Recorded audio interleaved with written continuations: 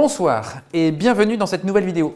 Je suis Sam de Phone Android et ce soir, c'était la conférence plénière de Google I/O, la conférence dédiée aux développeurs de Google. 2 heures durant lesquelles nous retiendrons 2 informations importantes. La première est l'annonce des nouveautés de l'interface d'Android 12 et également de la mise à disposition de la première bêta publique de cet OS. Vous pouvez d'ores et déjà retrouver sur notre chaîne une vidéo sur Android 12.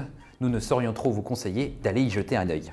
La seconde information importante de la soirée est le partenariat entre Google et Samsung à propos de Wear OS, du système d'exploitation pour les montres connectées. Derrière cette annonce, il y a 2 informations très importantes. Samsung abandonne Tizen pour ses montres connectées. Dans la prochaine Galaxy Watch, il n'y aura pas de Tizen. C'est pour moi un aveu de l'échec de Samsung dans les montres connectées. Samsung n'a pas réussi à s'imposer pour créer un véritable écosystème comme celui de l'Apple Watch, comme celui de WatchOS chez Apple. Deuxième information, Samsung confirme l'adoption de Wear OS pour ses prochaines montres connectées. Dans la prochaine Galaxy Watch, il y aura bien Wear OS. Une nouvelle version de Wear OS puisque c'est justement le sujet du partenariat entre Samsung et Google. Ce partenariat est très important parce qu'il permet à Wear OS de rattraper en partie le retard pris sur WatchOS et sur Apple. Il y a 3 piliers dans ce partenariat. D'abord, il y a l'autonomie, ensuite il y a l'interactivité et ensuite il y a le fitness. Google annonce une autonomie formidable pour Wear OS. Aujourd'hui, c'est vraiment un des défauts de Wear OS. Par rapport aux montres connectées que vous pouvez trouver chez Huawei par exemple ou chez Honor, vous avez une autonomie de 15 jours, voire 3 semaines. Là, ce n'est pas le cas. Donc, un gros challenge pour Google et Samsung sur l'autonomie. Deuxième pilier important, le fitness. Aujourd'hui, Wear OS n'est pas une plateforme formidable pour le fitness. Fitbit a récemment été racheté par Google. Et c'est là où justement Fitbit va pouvoir apporter son expertise pour créer cette brique qui manque à Wear OS. Donc ça, c'est vachement bien. Troisième pilier, l'interactivité. Là, il y a 2 domaines. D'abord, interactivité dans l'interface et interactivité dans les applications.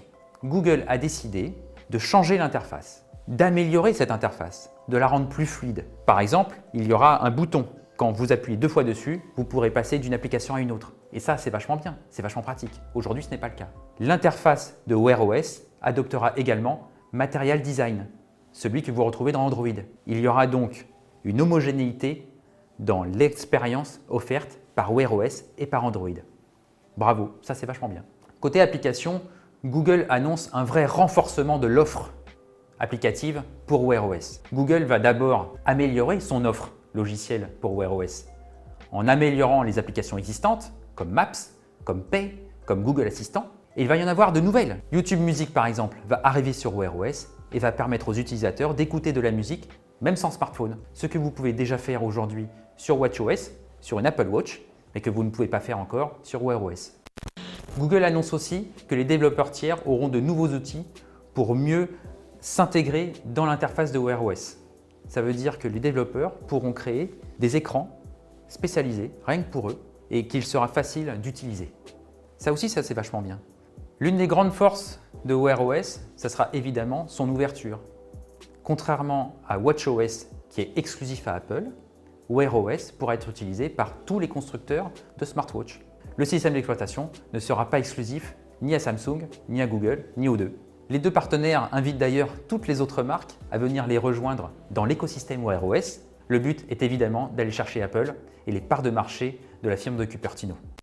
Ce partenariat annonce également, un petit peu entre les lignes, l'arrivée prochaine d'une Pixel Watch, la montre connectée dont les rumeurs parlent tant depuis plusieurs mois déjà. Ce partenariat annonce aussi une nouvelle expérience pour les smartwatches, une expérience que nous avons bien sûr hâte d'expérimenter par nous-mêmes. Et cela faisait finalement longtemps que Google n'avait pas attisé notre intérêt, notre curiosité sur les smartwatches. Et ça, c'est vachement bien. Si vous avez des questions, n'hésitez pas à les poster en commentaire. Si vous avez aimé cette vidéo, n'hésitez pas à me donner un petit pouce bleu. Je vous rappelle qu'il y a une autre vidéo sur notre chaîne à propos d'Android 12. N'hésitez pas encore une fois à y jeter un œil, elle est super intéressante. Je vous retrouve très prochainement sur la chaîne Phone Android. D'ici là, portez-vous bien. Ciao.